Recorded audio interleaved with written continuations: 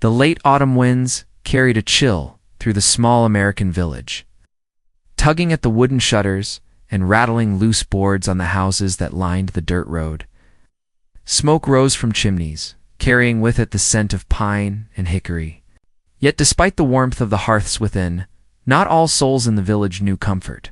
Some hearts carried a different kind of cold one, born of hardship, gossip, and loneliness. Among those hearts was that of a young mother, a woman people whispered about every time she passed by.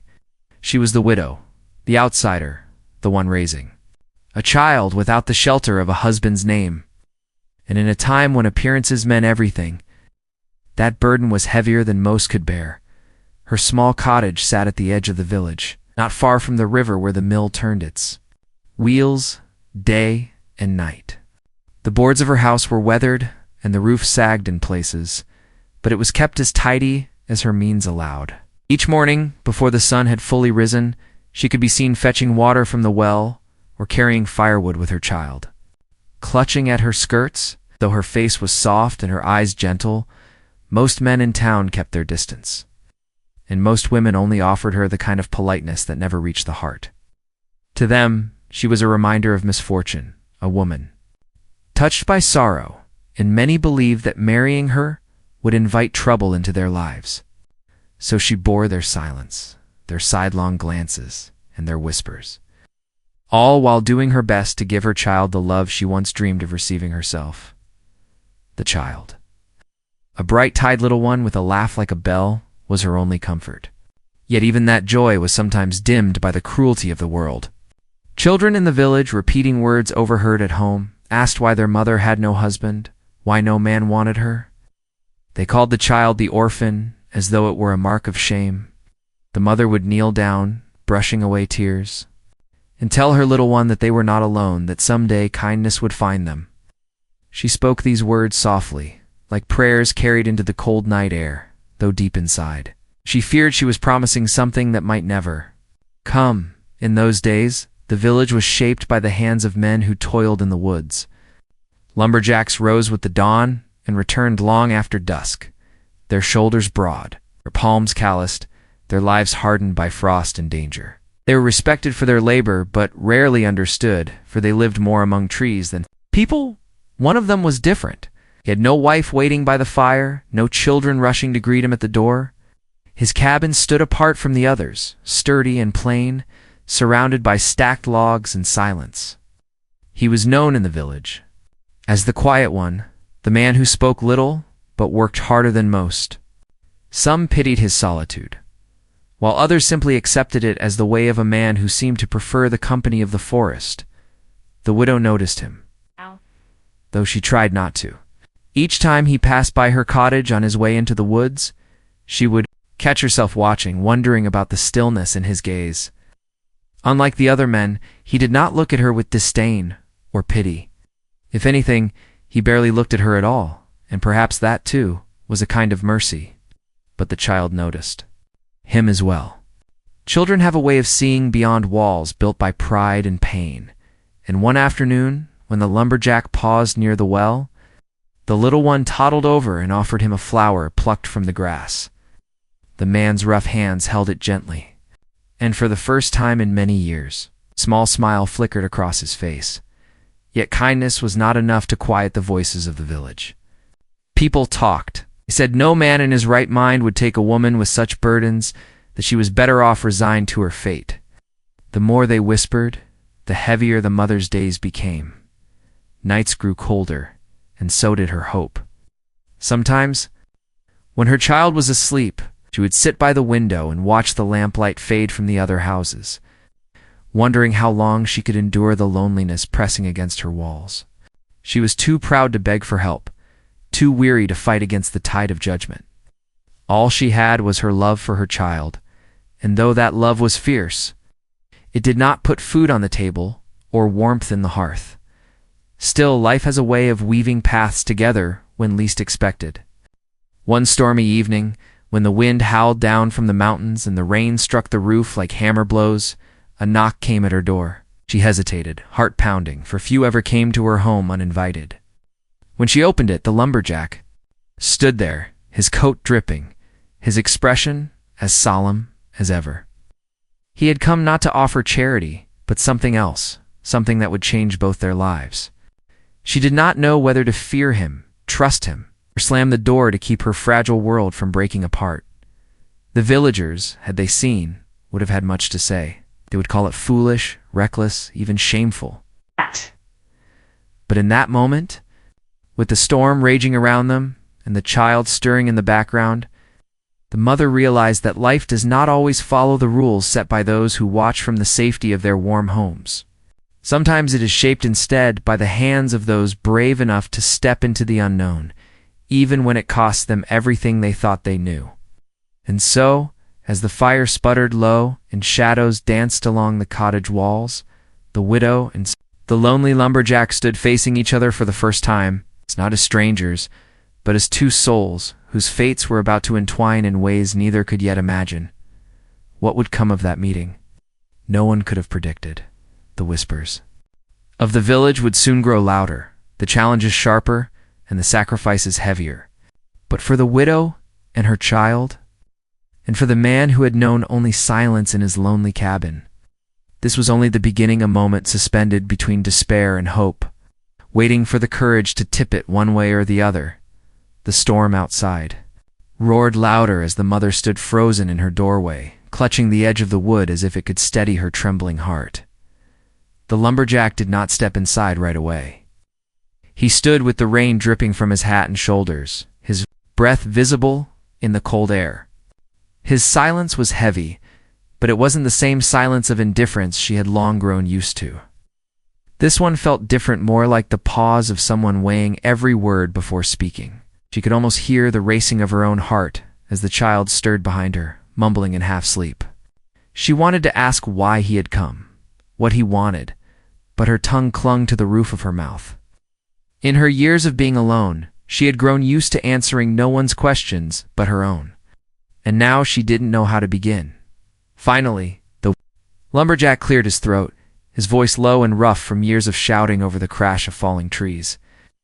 "Your roof," he said simply, his eyes glancing upward. "It won't last the night."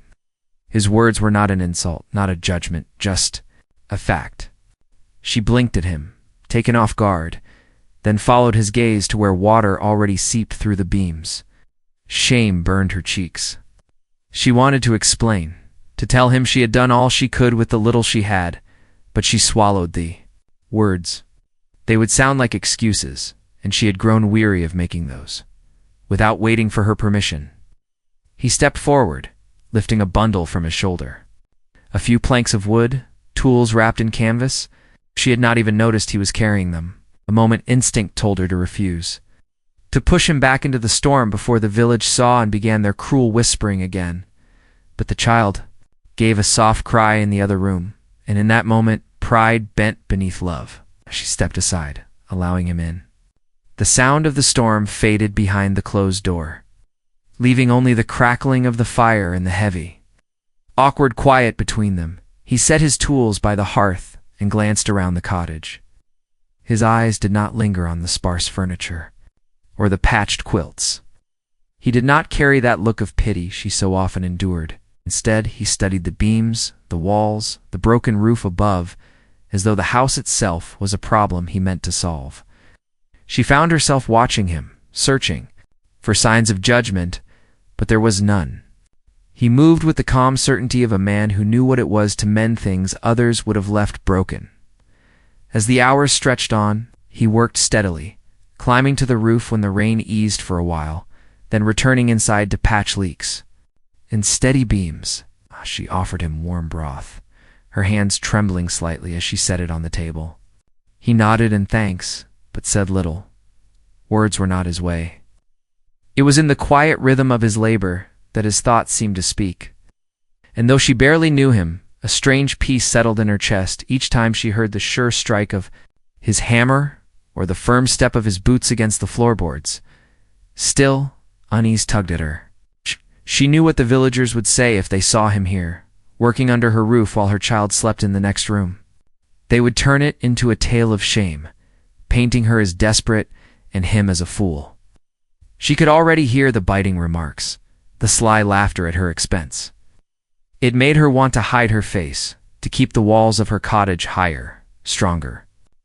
But another part of her, the part that had grown tired of fear, whispered that maybe she no longer cared. When dawn broke, Storm was gone, leaving the ground soaked and the air sharp with the scent of pine. The lumberjack gathered his tools without asking for thanks or offering farewell. The child, now fully awake, toddled to the door to watch him go. "Will you come back?" the small voice asked. The question startled them both. The mother's face flushed as she tried to hush her child, but the lumberjack only gave a slow nod before striding off into the misty morning. That nod, simple as it was, lingered in her mind long after his figure disappeared among the trees. In the days that followed, she tried to push the memory away, but it returned each time she looked at the roof, now sturdier than before. What she thought of his silence, his steady hands, his rough kindness that asked for nothing in return. And though she told herself it meant little, she found her heart quickening whenever she saw a shadow moving near the edge of the forest. She would scold herself, reminding her heart that she had no right to dream. Yet the child, innocent and bold, spoke often of the lumberjack, calling him the man who fixed the rain. Each mention stirred something she dared not name. Meanwhile, the village had begun to talk. They noticed the repairs to her cottage, the sturdier roof, the way her child spoke of a visitor. Rumors spread like fire through dry grass. Some claimed she had offered herself to him in exchange for help. Others insisted no lumberjack would waste his time unless he meant to take her as his wife, though they laughed at the thought. Certain no man would choose her when there were younger, wealthier women to be found. The gossip reached her ears. In the marketplace, where whispers trailed behind her like shadows, she bore it quietly, but each word cut deep, threatening to undo the fragile hope that had begun to grow inside her. The lumberjack, for his part, seemed untouched by the talk. He returned now and then, sometimes to leave a bundle of firewood at her door, other times to mend a fence or fetch water from the well. He never lingered long, never explained why he came. She wanted to ask him to understand, but the words froze on her lips each time. Instead, she found herself studying his face, the way his eyes softened when the child laughed, the way his shoulders carried weariness, as though it had been there for years. There was a story behind that silence. She knew a story he carried like a wound, but he kept it locked away, just as she kept her own. Winter crept in, covering the village in snow. The cold was harsh, food scarce, and every day was a fight to keep the fire burning. Yet somehow, she and her child endured. Oh. And though she never said it aloud, she knew it was because of the lumberjack. His quiet gifts, his steady presence, had become a lifeline. Still, she feared what it meant. Oh. To lean on him was to risk her heart, and she had already lost too much. The villagers grew bolder in their talk. Some men mocked him openly, saying he had let loneliness blind him. Women clucked their tongues, warning their daughters not to be near the widow's child, as though shame could be contagious. The mother saw it all, felt it pressing in on every side, yet the lumberjack never answered their words. He simply kept working, day after day, his axe swinging in the forest, his boots marking the snowy paths. It was not love yet, not fully. It was something quieter, something half-born and fragile. But it was enough to stir the air, enough to make people wonder. And with every passing day, the tension grew. She knew the storm of gossip would only get worse. She knew, too, that the lumberjack had secrets of his own, secrets the village had never cared to ask about. The thought haunted her, the fear that one day she would learn why he had lived alone for so long. That truth would shatter the fragile peace they had begun to build. And so, as the snow thickened and the nights grew longer, she found herself lying awake by the dying embers of the fire, listening to her child's soft breathing, wondering what path lay ahead. Would kindness turn into something more, or would the weight of judgment and secrets crush it before it could bloom? She did not know. All she knew was that their lives, once so separate, were now entwined. And the next turn of fate would decide whether that bond would save them more, break them, snow piled higher against the doors of the village houses. And the river froze in long, jagged lines that glistened like glass under the pale winter sun. Life slowed, yet hardship grew sharper. For the widow, every trip to the well was heavier, every trip to the mill harder, and every glance from her neighbors colder. The whispers had not died down since autumn. If anything, they grew louder as the winter deepened. It was as though the whole village had turned its gaze upon her, waiting for her to falter. To give them a story worth sharing by the warmth of their fires, the lumberjack came often enough that his presence could no longer be ignored. He chopped wood for her yard without being asked, left meat from his hunts at her doorstep, and repaired small things around her cottage before vanishing back into the forest. He never sought praise, nor did he explain himself. His silence unsettled many in the village. Some began to wonder if there was a hidden reason for his interest. Others spread darker tales, that the widow had bewitched him, that he carried a sin he meant to bury beneath her roof. Children repeated the rumors without understanding their meaning. At the schoolhouse, the widow's child endured cruel. "Teasing your mother tricked the lumberjack," they said. No man would stay unless he was trapped. The child, too young to understand the weight of such words, returned home with tears staining their face. The widow's heart burned, with both sorrow and rage, but what could she do? She had no power against the wagging tongues of the town. All she could do was hold her child close and whisper that kindness was not weakness, though even as she said it, doubt trembled in her chest. Meanwhile, the lumberjack carried his own share of stares. At the tavern, where men gathered after long days of work, questions followed him. "Why waste your time on her?" they jeered. "There are others who would have you if you wanted." He answered with silence, drinking only enough to warm himself before returning to the solitude of his cabin. Yet the questions left their mark. He had always been an outsider, a man who preferred the forest to the chatter of neighbors. Now his distance was twisted into suspicion, as though his quiet nature hid something dangerous. Unseen by most, another conflict began to brew in the village.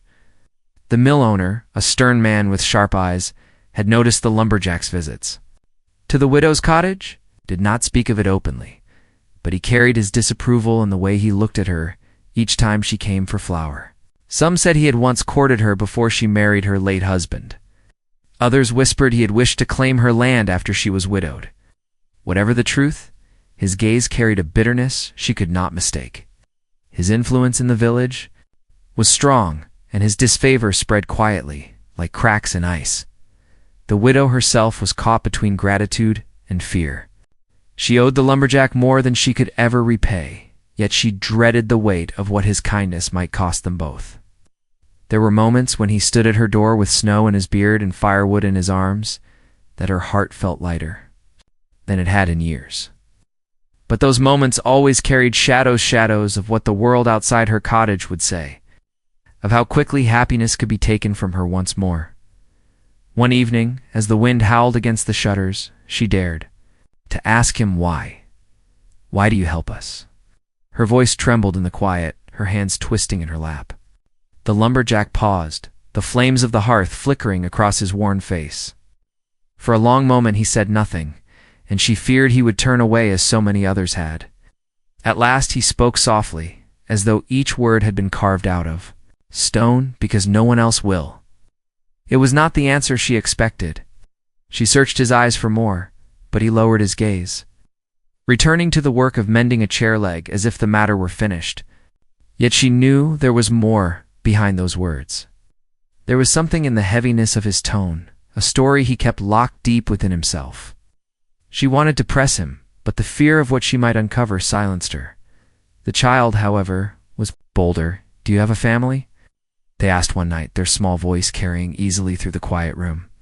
The lumberjack froze, his hands tightening around the wooden handle of his tool. He did not answer. The silence stretched so long that the widow reached out to hush her child. But before she could, he rose and stepped outside into the snow. He did not return that night. That absence stirred unease in her heart. For the first time, she wondered if the villagers were right, if the man carried secrets darker than she could bear. Yet when he returned days later, carrying venison and a new axe for her woodpile, the sight of his weary eyes softened her doubts. Still, the question lingered, unspoken, between them. As winter pressed on, the village faced another trial.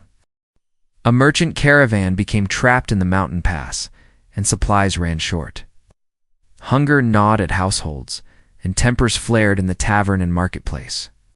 The mill owner tightened his grip, raising prices and rationing grain. Many grew desperate, and blame fell easily on those who already lived at the edges of acceptance. The widow found herself accused of hoarding, though her cupboards were nearly bare. The whispers turned sharper, and more than once she found small stones thrown at her door in the night. The lumberjack's loyalty to her only deepened their scorn.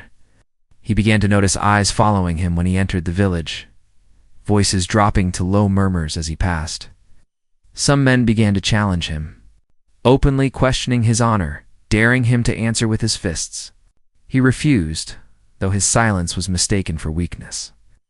The widow feared what might come if he was pushed too far. She could see the tension in his jaw, the way his hands clenched when he thought no one was looking.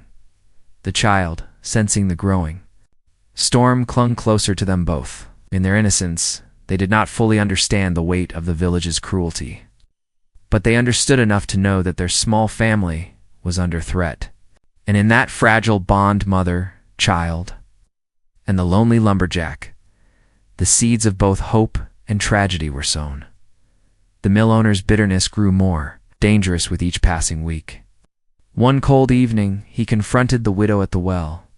His words were sharp, cloaked as concern, but dripping with disdain. "You'd do well to think of your child," he told her. "No good will come of tying yourself to a man like him. People are watching." She swallowed her reply, gripping the bucket until her knuckles whitened.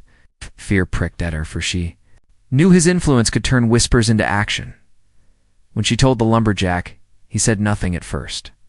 But later, as he sharpened his axe by the fire, she saw a glint in his eyes, unlike anything she had seen before. It was not anger alone, but a weary kind of resolve, as if he had lived this fight before and knew it could not be avoided. Night, she lay awake long after the fire had died, wondering what history he carried, what battles had shaped the silence that clung to him. The tension in the village thickened with the snow. Every knock at her door made her heart leap with both hope and dread. Every step into the marketplace felt like walking through a gauntlet of eyes. And still, she clung to her child, and still, the lumberjack appeared when she needed him most. Their bond was unspoken, fragile, yet unbreakable. And yet, beneath it all, the question of what the world would do to them, what secrets might arise from the shadows, hung heavy, waiting to strike. The conflict was no longer only in their hearts. It was in the streets, in the tavern, in the watchful eyes of the mill owner, and the bitter tongues of their neighbors. The walls of her cottage, once a place of safety, now felt like a line drawn in the snow between her small family and the world beyond. And though she prayed for peace, a part of her knew the storm had only begun. The snow melted slowly that spring, dripping from the rooftops and filling the river until its roar carried through the village day and night. With the thaw came mud. With the mud came work, and with the work came tempers that had been simmering all winter. The widow could feel the shift in the air as surely as she felt the warmth of the sun on her face. Something was about to change, though whether for better or worse, she could not yet tell. The whispers had grown unbearable by the end of winter. Some said the lumberjack had claimed her already. Others said he would abandon her once the snows cleared and easier company could be found. The widow bore the talk in silence, though it cut her deeper than she let anyone see. Her child, ever innocent, still trusted in the man who brought firewood and laughter to their home, and it was that trust that gave her the strength to endure. But she could not hide from the truth. Something had to give. It came one morning at the marketplace. The mill owner, with his sharp tongue and sharper pride, raised his voice loud enough for all to hear. "A man's worth is measured by the company he keeps," he declared, his eyes fixed on the lumberjack who stood nearby with a sack of flour slung over his shoulder. "And some company brings only shame." The words hung heavy in the air. The widow felt every eye turn to her. Her child's small hand squeezed hers, sensing the danger in the crowd's silence. The lumberjack stood motionless, his face unreadable. For a moment, it seemed he would walk away as he always had, letting silence be his shield. But then, slowly. He set down the flower and stepped forward. His voice, when it came, was low but steady. Shame belongs to those who let others starve, not to those who share what they have. The mill owner's face darkened, but before he could reply, the lumberjack continued. You speak of worth. I lost my family years ago, wife, child, all gone to fever. I built my cabin alone, cut every tree with these hands. I have lived with nothing but my own shadow. And now I choose to give what I can to someone who has suffered as I have. If you call that shame, then you know nothing of worth. Hush fell over the marketplace. The widow's breath caught in her chest. For years, she had wondered what sorrow lay behind his silence, and now the truth stood before her, raw and unhidden. His eyes did not seek pity, only understanding, and in that moment she felt the weight of his loneliness, a weight not unlike her own. The mill owner sputtered, but the force of his words had weakened. Some villagers shifted uncomfortably, their gossip silenced by the stark truth. A few even lowered their eyes, ashamed. It was not a victory, not fully, but it was enough. The widow reached for her child's hand and held it tightly, her heart beating with something she had not felt in years' hope. That evening, the lumberjack came to her cottage as he often did, but this time there was no silence between them. She poured him a cup of broth, and together they sat by the fire as the child played at their feet. He spoke of his past in fragments, each piece heavy but freeing. How he had once dreamed of a family, how he had buried that dream in the forest, how he had never thought he would feel it stirring again. She listened, tears slipping silently down her cheeks. For his story was not so different from hers, in the days that followed. The village remained watchful, but the tone of the whispers shifted. Curiosity replaced scorn, and pity softened too. Reluctant respect? People began to see the lumberjack not just as the quiet man in the woods, but as someone who had carried sorrow and still found room to give. The mill owner did not forget his bitterness, but his voice no longer carried the same power. And though some tongues still wagged, others began to nod when they passed the widow's cottage, as if acknowledging a truth they could no longer deny. For the widow life did not suddenly become easy. The burden of survival still weighed heavy, the tasks of each day still tested her strength, but she no longer bore it alone. The lumberjack's presence became steady, not as a savior, but as a partner. He taught the child how to split kindling, how to track rabbits in the snow. He fixed the fence when it sagged, and he sat quietly with her when the nights grew long. Slowly, the walls she had built around her heart began to fall. One evening, as the first buds appeared on the trees, he placed a small carved figure on the taboola bird, wings outstretched. Made it for the little one, he said, though his eyes flicked to hers, as if searching for something more. The child laughed with delight, clutching the carving tight. The widow smiled, warmth spreading through her chest. It was not a grand gesture, not a sweeping declaration, but it was enough. Seasons turned, and with them the village's memory softened. The story of the widow and the lumberjack became less about scandal and more about survival, less about shame and more about the quiet strength of two broken souls finding one another. Their lives did not escape hardship. There were still nights of hunger, days of toil, moments of doubt, but there was also laughter, shared burdens, and the steady beat of hearts that had once thought themselves alone. For the child, the change was the greatest gift. No longer called the orphan, they grew with a sense of belonging, learning the value of hard work, the meaning of kindness, and the truth that family is not always born, but sometimes chosen. Their laughter filled the small cottage. Their steps echoed in the forest, and their joy became the glue that bound the three of them together.